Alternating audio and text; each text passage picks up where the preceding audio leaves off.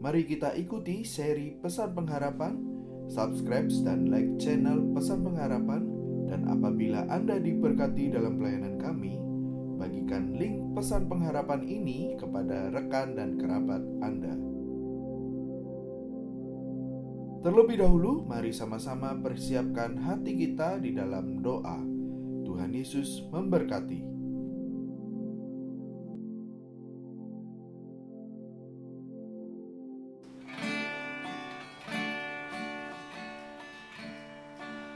Mari kita berdoa dulu sebelum kita merenungkan firman Tuhan.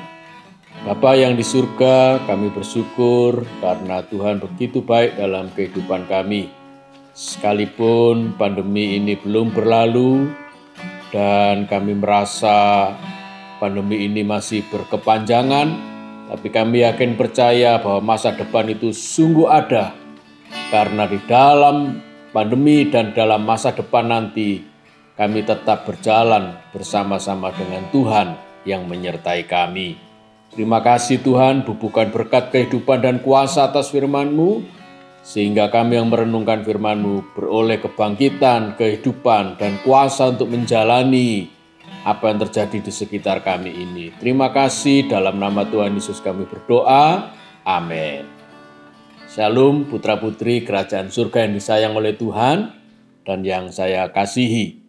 Kali ini dalam seri Pesan Pengharapan ke-25, judulnya adalah Dirindukan Karena Menyenangkan. Saudara yang dikasihi oleh Tuhan, kita memuji-muji Tuhan atas Alkitab yang kita miliki. Karena Alkitab tidak hanya mengajar kepada kita bagaimana hubungan kita dengan Tuhan, tetapi juga Alkitab mengajar kepada kita hubungan antara kita dengan sesama kita, vertikal dan horizontal. Saudara, itu yang menjadi istimewanya Alkitab kita, bahwa kita juga dibimbing, diajar bagaimana berhubungan dengan sesama kita manusia. Dan kali ini dalam konteks itu kita akan merenungkan bagaimana supaya kehadiran kita itu dirindukan. Karena sikap yang menyenangkan bagi orang lain. Jangan sampai kehadiran saudara-saudara dibenci, dihindari, bahkan tidak diinginkan sama sekali di dalam komunitas kita. Kalau ada si A itu hadir tiba-tiba di dalam kelompok, maka kelompok itu bubar satu dengan yang lain. Karena hadirnya si A memang tidak dikehendaki. Saudara, kita akan belajar tentang seorang sosok yang namanya Epafras. Epafras tidak begitu terkenal dibandingkan rasul-rasul, pemimpin-pemimpin gereja yang mula-mula. Tetapi nama ini mewarnai pekabaran Injil di sebuah provinsi kecil yang namanya Frigia. Terutama di 3 kota, yaitu kota Kolose, kota Laodikia, dan Hierapolis. Saudara, itulah kota-kota yang dimenangkan. Banyak jiwa-jiwa dibawa kepada Tuhan oleh Epafras. Mari kita buka satu nats ayat firman Tuhan dalam Kolose pasal 1 ayat 4. Kolose pasal 1 ayat 7. Semuanya itu telah kamu ketahui dari Epafras, kawan pelayan yang kami kasihi, yang bagi kamu adalah pelayan Kristus yang setia. Saudara, arti nama Epafras dalam bahasa Inggris adalah lovely atau menyenangkan. Sesuai dengan namanya, saudara, orang ini juga punya pribadi yang menyenangkan. Kehadirannya selalu dirindukan, selalu diharapkan. Memang Epafras adalah contoh seorang sosok yang baik, yang menyenangkan, dirindukan karena menyenangkan. Saudara, lovely dalam bahasa Indonesia adalah bagus, menyenangkan, elok, baik budi, indah, dan cantik. Itulah arti nama Epafras, lovely. Apakah kita mau kehadiran kita selalu ditunggu, dirindukan karena menyenangkan? Ayo, jadilah pribadi yang setia. Karena kesetiaan dalam diri seseorang, itulah yang akan membuat orang itu dikasihi. Sesuai Kolose 1 ayat 7 yang tadi kita baca. Bagi Paulus dan kawan-kawannya, Epafras itu mereka kasihi. Tapi juga bagi kamu, Epafras itu adalah pelayan Kristus yang setia. Orang menyenangkan, dapat dilihat dari karakternya yang dikasihi dan setia. Saudara, apa saja yang dilakukan Epafras sehingga menimbulkan kasih di antara teman-teman pelayan, yaitu teman-teman di dalam tim yang dipimpin oleh Paulus. Saudara, Paulus dan teman-temannya sangat mengasihi Epafras, tetapi juga bagi jemaat, Epafras dikenal dengan kesetiaannya. Apa saja yang dilakukan oleh Epafras? Mari kita lihat Kolose pasal 4 ayat 12 dan 13. Kolose 4 ayat 12 dan 13. Salam dari Epafras kepada kamu. Ia seorang dari antaramu hamba Kristus Yesus yang selalu pertama bergumul dalam doanya untuk kamu, supaya kamu berdiri teguh sebagai orang-orang yang dewasa dan yang berkeyakinan penuh dengan segala hal yang dikehendaki Allah. Sebab aku Paulus dapat memberi kesaksian tentang dia bahwa ia sangat bersusah payah untuk kamu. Ini yang kedua yang dilakukan oleh Epafras. Dia sangat bersusah payah untuk kamu dan untuk mereka yang di Laodikia dan Hierapolis. Tadi di pendahuluan saya sebutkan bahwa Epafras begitu luar biasa bekerja mengabarkan Injil di 3 kota di wilayah Frigia, yaitu Kolose, Laodikia, dan Hierapolis. Saudara, jemaat didirikan oleh Epafras, dan dia tidak hanya menjadi pemimpin di sana, tetapi yang pertama-tama dia lakukan, yang akhirnya menimbulkan kasih dan kesetiaannya dikenal oleh 3 jemaat di kota itu, saudara, yaitu Epafras yang pertama-tama selalu berdoa, bergumul dalam doanya untuk kamu. Luar biasa, saudara. Epafras orang yang suka berdoa, bukan berdoa untuk dirinya sendiri, tetapi untuk jemaat, agar jemaat yang dia layani bisa berdiri teguh di tengah-tengah kesulitan, di tengah-tengah problem kehidupan, bahkan sebagai orang-orang dewasa dan berkeyakinan penuh dengan segala hal yang dikehendaki oleh Allah. Itulah kerinduan Epafras. Ketika dia berdiri di depan jemaat, hatinya betul-betul rindu membawa jemaat itu di dalam kehendak Tuhan, hidup sesuai dengan kehendak Tuhan. Yang kedua, Epafras bersusah payah untuk jemaat dan untuk mereka di dalam Tuhan yang dia layani. Saudaraku, kata bersusah payah itu dalam bahasa aslinya yaitu berjuang mati-matian. Wow, luar biasa, saudara. Dia tidak hanya hidup untuk dirinya, tetapi hidup untuk jemaat yang dia layani. Berjuang mati-matian dan banyak berkorban. Saudara, Epafras seorang yang tidak kikir, tidak hidup untuk dirinya sendiri. Walaupun dia pemimpin jemaat yang luar biasa dari 3 kota itu, saudara. Tetapi dia tidak menuntut supaya jemaat melayani dia. Tidak menuntut puji-pujian. Tidak menuntut korban atau persembahan dari jemaat.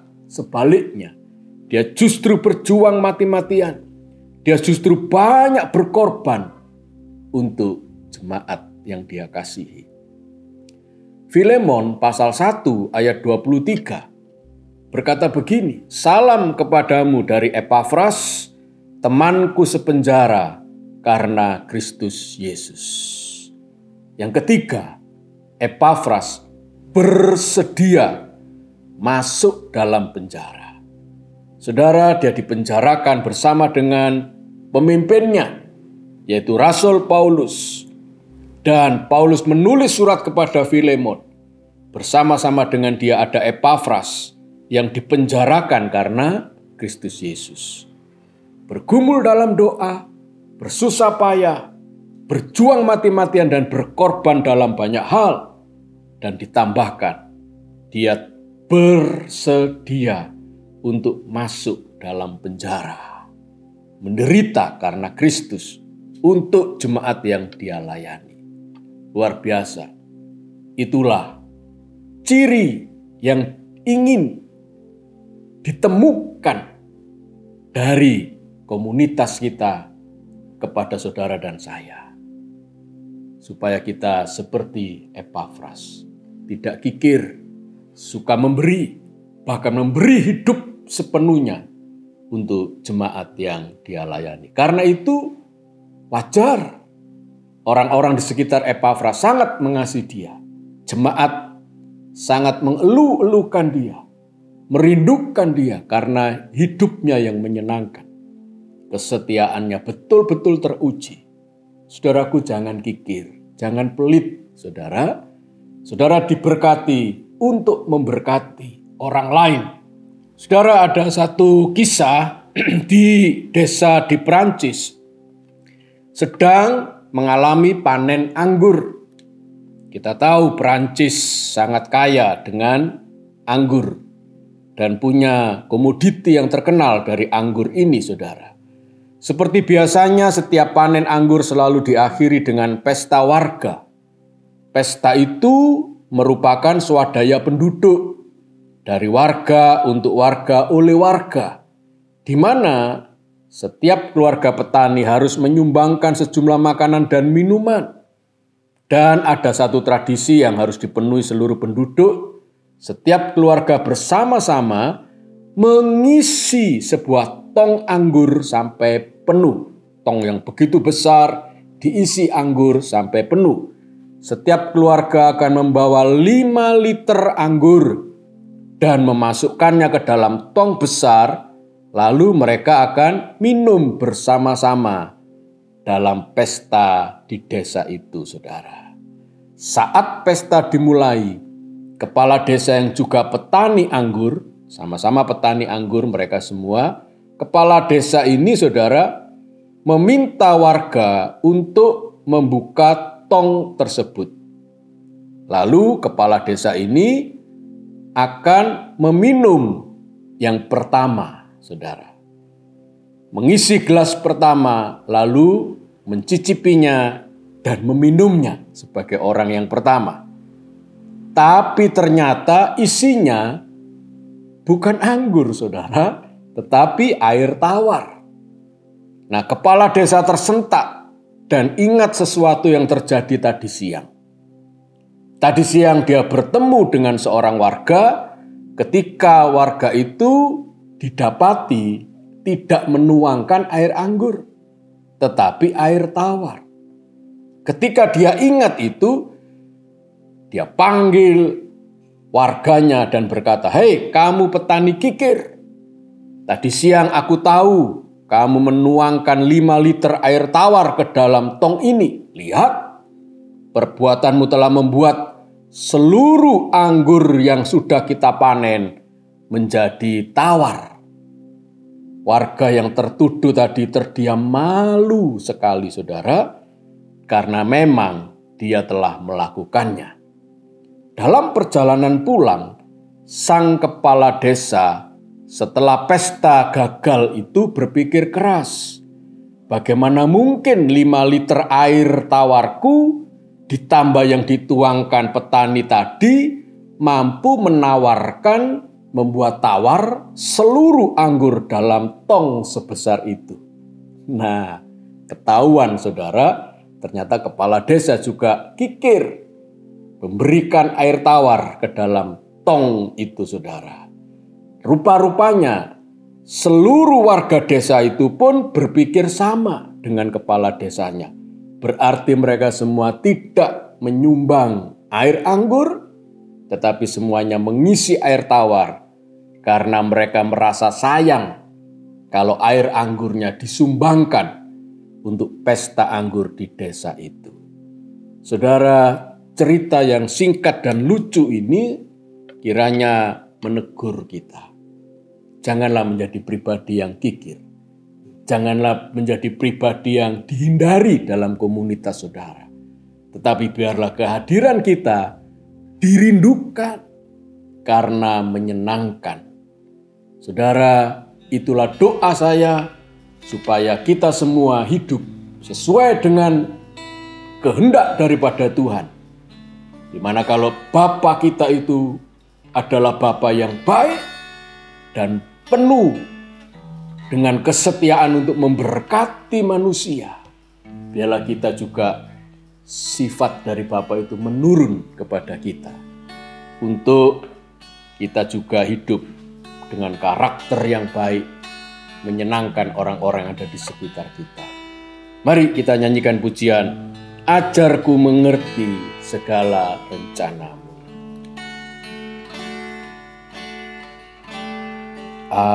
Ajarku mengerti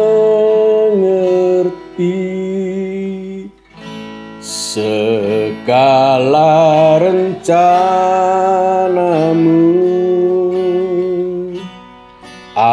Ajarku berserah hanya padamu. Pimpinlah jalanku dalam terang firman-Mu. Ajarku berharap hanya padamu. Bapakku, ajaib segala rancangan-Mu. Tuhanku, heran perbuatan-Mu. Engkau sanggup mengadakan segala yang kuperlukan menurut kehendak-Mu. Terjadilah. Bapakku, ajaib segala rancangan-Mu. Tuhanku, heran perbuatan-Mu.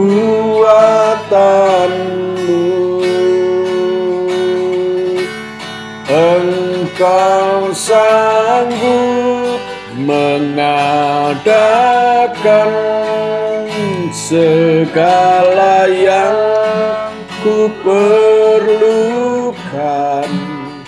menurut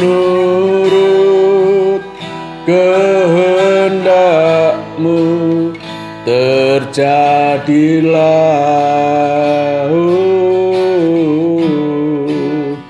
menurut kehendak-Mu. Terjadilah. Bapa yang di surga, biarlah kami hidup menurut kehendak-Mu saja. Kalau Tuhan mengajar kepada kami supaya karakter dan sifat baik hatinya Bapakku yang di surga itu Bapa kami yang di surga yang penuh dengan kebaikan itu menurun kepada kami anak-anak-Mu. Sehingga hidup kami ini tidak kikir, tidak pelit. Tetapi kami seperti Epafras yang menyenangkan, yang punya kebaikan budi, kebaikan hati. Sehingga terus berdoa bagi orang-orang dia layani. Juga bersusah payah, berjuang dan berkorban untuk jemaat yang dia layani. Namun juga bersedia masuk dalam penjara menderita bersama-sama Paulus oleh karena nama Yesus. Tuhan, biarlah itu menjadi sifat kami semua, terutama saya hamba-Mu. Kami ingin melakukan firman-Mu dalam kehidupan kami. Jadi pribadi yang dirindukan karena menyenangkan. Terima kasih Tuhan, berkat dari Allah Bapa, kasih karunia dan anugerah Tuhan Yesus Kristus, dan persekutuan di dalam Allah Roh Kudus tercurah bagi kami, mulai sekarang sampai selama-lamanya dalam nama Tuhan Yesus. Mari yang berdoa, yang percaya kita katakan amin. Tuhan memberkati saudara, sampai bertemu kembali dalam pesan pengharapan yang akan datang.